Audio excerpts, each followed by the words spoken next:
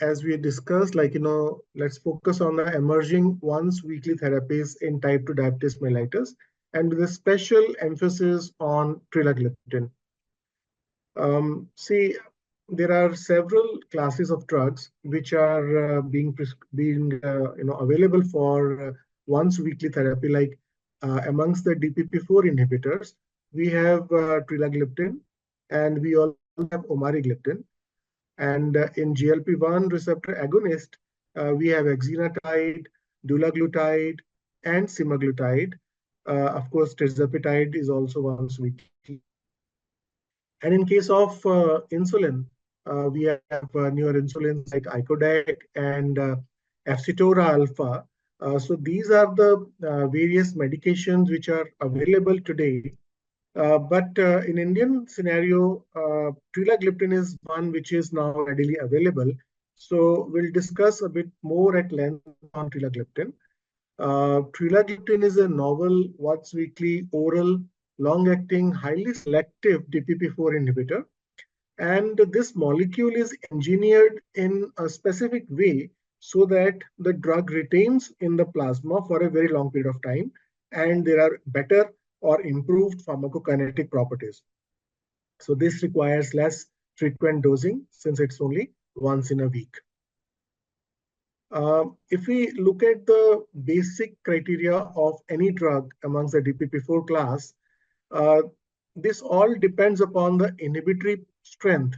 So if the potency of the molecule is good, then it can inhibit at a lower concentration also. For example, Trelagliptin is having inhibitory concentration at the lowest level, that is 0.465 nanogram per ml. Whereas if you see Trelagliptin, Vildagliptin, Sitagliptin, which are available today in clinic, they are at very high dose at very high IC50 concentration as compared to the Trelagliptin. And the Trelagliptin being most, also is the longest acting. So when we see the peaks and troughs coming in with this molecule, you see at 7th day also, the levels in the plasma are above 1.5, that is 1.67 as an average, which is way ahead or way higher than what is required dose of 0.465. Now, this is when we are talking of single tablet given. But as you're aware, as the patient keeps on consuming this tablet every week, a steady state concentration is reached. So there is no further accumulation of the drug in the plasma.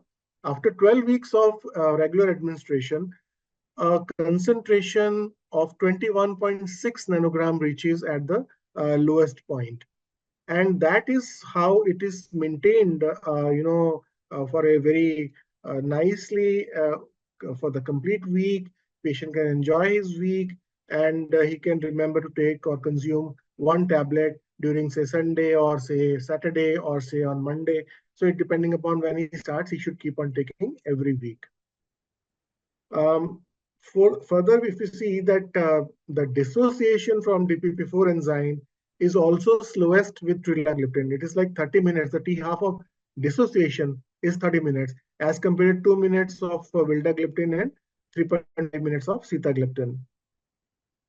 As far as the kinetics is concerned, again, the molecule enjoys a very long half-life of 54.3 hours. And the metabolism is via cytochrome P450 and excretion is via kidneys. So even in the hepatic impairment, there is no dosage adjustment required. But if you have severe kidney ailment, the adjustment is required, which we'll discuss in subsequent slides. If you see, this drug is having longest elimination half-life, as we discussed, 54.3 as compared to Omari, Trelagliptin, Vildagliptin, or Sitagliptin. The drug is indicated, of course, for the management of diabetes mellitus, and the recommended daily dose is 100 milligram orally once a day.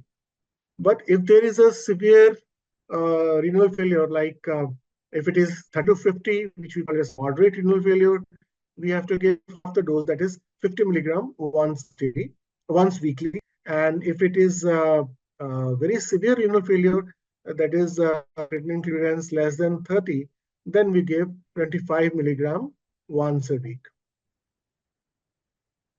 As far as the safety is concerned, you all are aware that all these DPP-4 inhibitors are very well tolerated. And if you see the hypoglycemia in sitagliptin, vildagliptin, Trelagliptin, and linagliptin, they are in this range of 1 to 10%.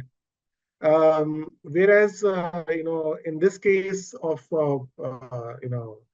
Trelagliptin, it is 0.1 to 5%. So, which is, I would say, better tolerated as compared to the once a day or twice a day kind of formulations. The other side effects which we have seen are like rare, for example, pemphigoids and acute pancreatitis. There is no recording, and in case of bowel obstruction, a couple of cases, but that is again a very rare kind of presentation in case of serious adverse events. As far as the special population is concerned, for example, the patient having liver failure, there is no dosage adjustment required. And in case of pregnant women, we should avoid it because we don't have enough data to support the medication in that particular class.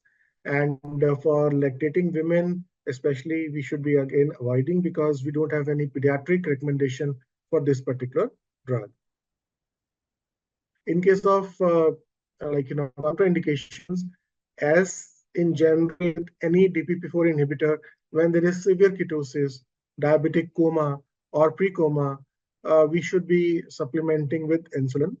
And if there is a severe infection, or when the surgery is due, say elective surgery, or it's an emergency surgery, we should be, withdrawing the drug and start with the insulin therapy. That is in general how you manage with any other DPP-4 class of drugs.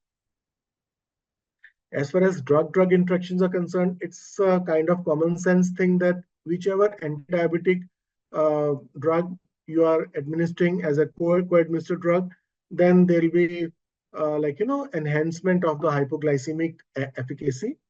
Whereas if you give it with the drugs which increase the blood glucose, for example, adrenaline or corticosteroids or thyroid hormone, in such cases, the effect of the drug can be attenuated.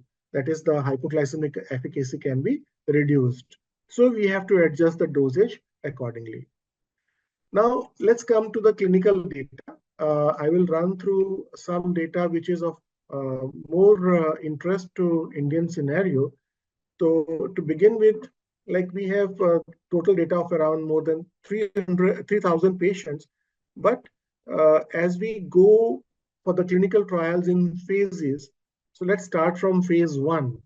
In phase 1, we have the kinetic data, which clearly shows that a very good concentration as a Cmax is reached, which is 437 nanogram. Whereas if you remember, the inhibitory concentration is only 0.43. So this concentration is very high but very well tolerated. Even up to 1,000 nanogram per ml, there is no problem. And the molecule which Zuventus has launched, the brand name is Trelagliptin. It was compared with Zephyrtech of Takeda from Japan. And it was seen that both the drugs, they share a common kind of kinetic behavior. So that means the formulations are very robust and the response is quite predictable. So in case of Trelagliptin, the studies were conducted quite early in the phase. They were in 2006 or so. And various doses were compared, like 12.5 milligram of Trelagliptin versus 25 versus 50, 100, and 200. And it was tried to find out like which is the best suited dose for daily or for the regular usage, not daily, but the regular usage. So it was found that though 200 milligram could reduce the DPP-4 activity, or I would say DPP-4 inhibition was higher with the 200 milligram, but the actual efficacy in terms of HbA1c reduction and FPG reduction was not enhanced with 200 milligram, as if you can see in this particular table. So it was concluded that 100 milligram per week is the sufficient dose which can be given to patients for a good efficacy, and which was later on quantified also based upon the IC50 of the DPP4 enzyme inhibition. Now, we conducted a clinical trial in India, which was spread across 7 states in 10 different centers, and 240 adults were enrolled. And you can see a very interesting thing, that HbA1c reduction with the Trelagliptin on average, wherever the baseline was more than 8, it was 1.25, which is gram per, which is very high, and comparable to that of the Vildagliptin, which was given twice daily. This study was done for 4 months, that is 16 weeks, and it was a head-on comparative clinical trial. So it was a double-blind, placebo-controlled study, and Vildagliptin, Trelagliptin, placebo were used, and the thing was seen that the actual activity is very well controlled with Trelagliptin once a week, as compared to twice daily of Vildagliptin. So in continuation with that, the mean changes in HbA1c are shown over here, and the clinical response with Vildagliptin as well as Trelagliptin achieved the significant levels. It was very well tolerated. No untowards differences were seen. There were mild side effects, of course, seen in terms of a couple of patients having hypoglycemia in the beginning, and then as the drug continued, their symptoms improved. And then abdominal upset was there in one of the patients, and like very mild kind of side effects. Headache was seen in 3 to 4 patients.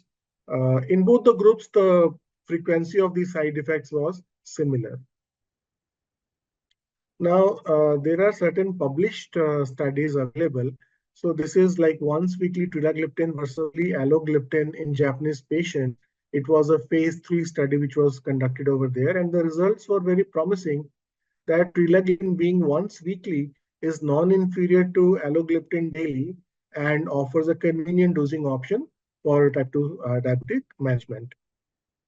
Similarly, there is a long-term study of 52 weeks. It was done as once weekly Trelagliptin versus monotherapy of different kinds.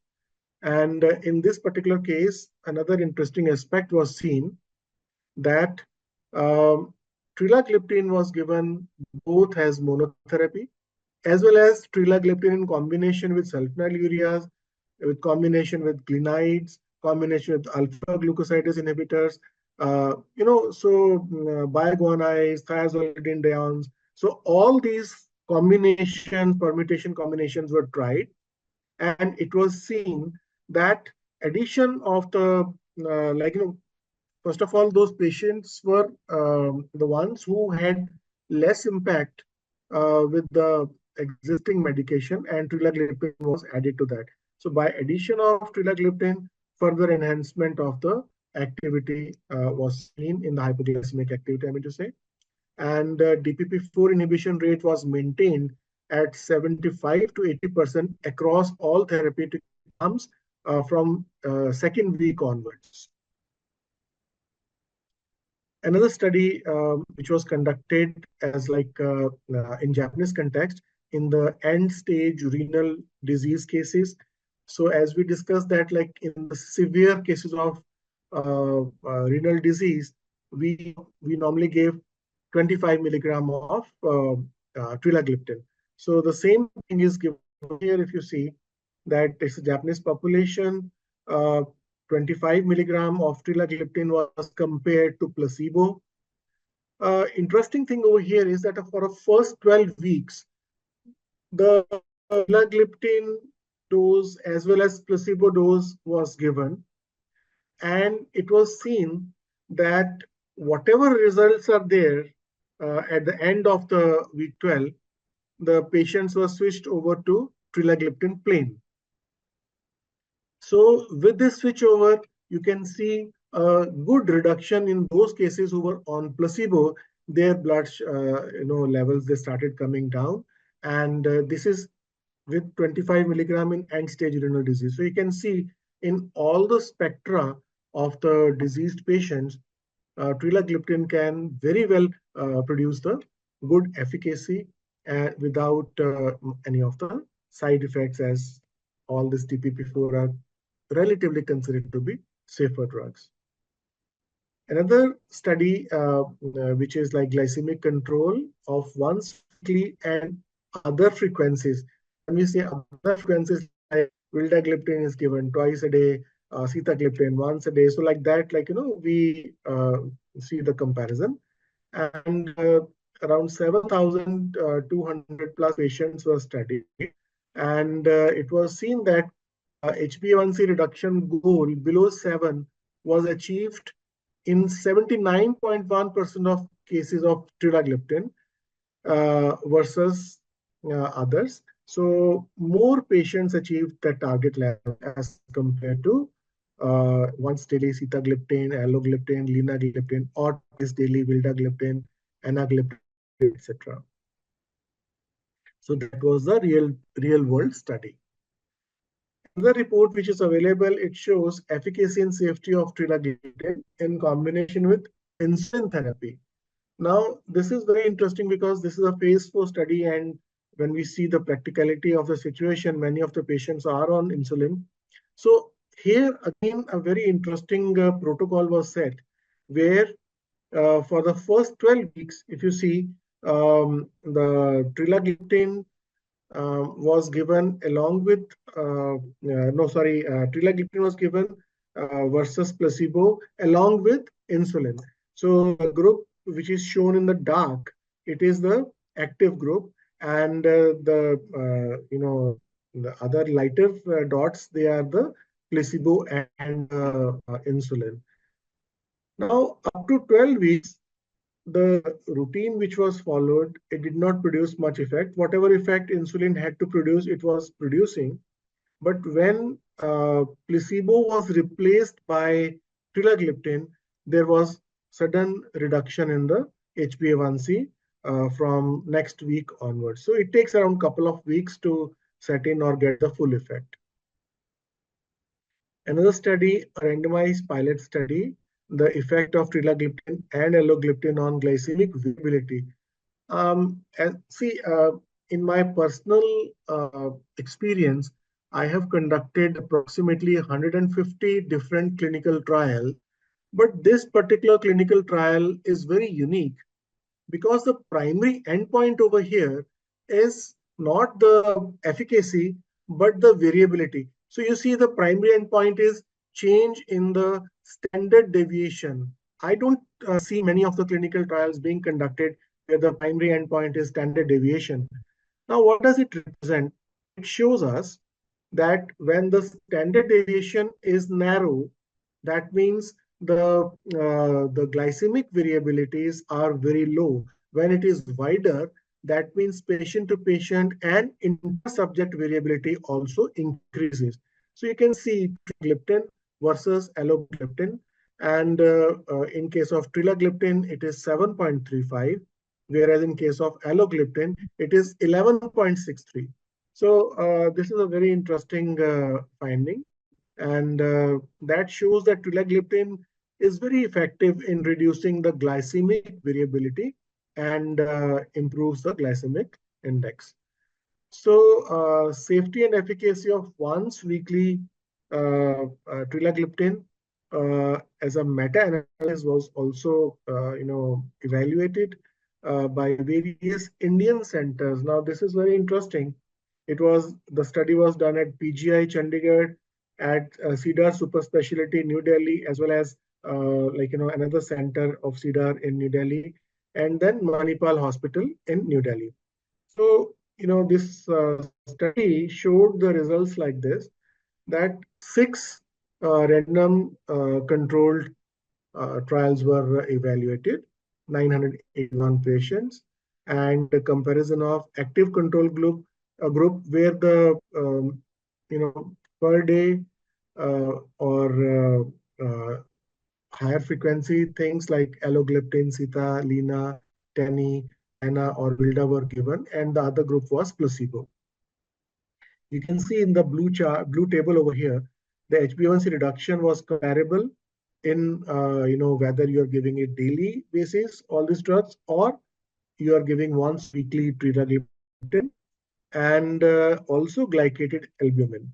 So that is a very good study which shows once weekly Trelagliptin is good enough for the patients to control the blood sugar. Very interestingly, this drug, Trelagliptin, was found to be improving the beta cell functioning.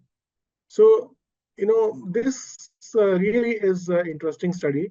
And there were like 48 participants, and the primary outcome was beta cell function assessed using glucagon stimulation test.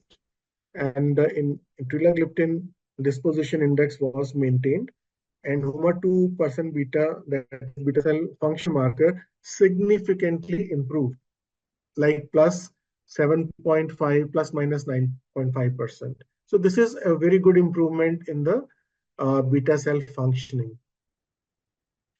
Also, the study was conducted on the quality of life parameters and treatment satisfaction in the management of type 2 diabetes. It was found that once weekly Trelagliptin was having very good improvement in the quality of life as well as the satisfaction level amongst these patients. This whole study was based upon diabetes therapy related questionnaire, and if anyone is interested, we can share that particular study with them. Now, a common question can come that already the patients on some kind of DPP4 inhibitor, should we switch? Can we switch? So both the answers are yes. There are reports available and our ones which we conducted in India, they show that switching is the easiest and the best way. So when the patients are switched from a particular DPP4 inhibitor towards this particular medicine, you don't have to continue the earlier DPP4 inhibitor for any longer. The day you stop, the next day you start with the Trelagliptin, and within 3 hours, the levels of Trelagliptins are sufficient enough to start producing good effect. So there will not be any excursions seen in the blood glucose levels. Finally, a couple of slides just to give you another perspective that satisfaction and efficacy of switching from daily to weekly in patients with type 2 diabetes mellitus, and this is a randomized control study. Here again, like Sita, Vilda, Teni, they were being given and were switched over to Trelagliptin for 12 weeks, and it was found that switching from daily DPP4 to weekly Trelagliptin improved treatment satisfaction, particularly in reducing the burden or the pill burden, you can say, and daily activities and anxiety related to treatment that was not there. To summarize my slides, I would say that this Trelagliptin is a revolution in the management of diabetes. Once weekly administration reduces the pill burden. It is a very highly selective drug, which is having over 100,000-fold selectivity against DPP4 as compared to DPP8 and DPP9. It is very easy to switch over from the existing DPP4 inhibitor to Trelagliptin. There is a low risk, or I would say lowest risk of hypoglycemia. It is a very potent DPP4 inhibitor, and it improves quality of life and satisfaction level of diabetic patients. Also, another important aspect over here is that minimal self management or monitoring is required. So it is not necessary to daily monitor the glucose level. It is sometimes it is good to have CGM for say 10-15 days, but daily monitoring of glucose is actually not required with this particular drug because it does not cause hypoglycemia and maintains levels well. Reduces the glycemic variability. That is another factor which we saw, in that study of standard deviation reduction. Then higher target HbA1c level achievement, potential cardiovascular protection. This is another preclinical study was done to prove this particular point. And any drug which is having low variability of glycemic control also helps in cardiovascular protection. It also improves beta cell functioning, which we saw earlier, and it is also very safe to administer for a long term. So long term data is existing. So now it all is in your hand to experience this particular drug and try it in your patients. Thank you very much, and back to Dr. Kalra.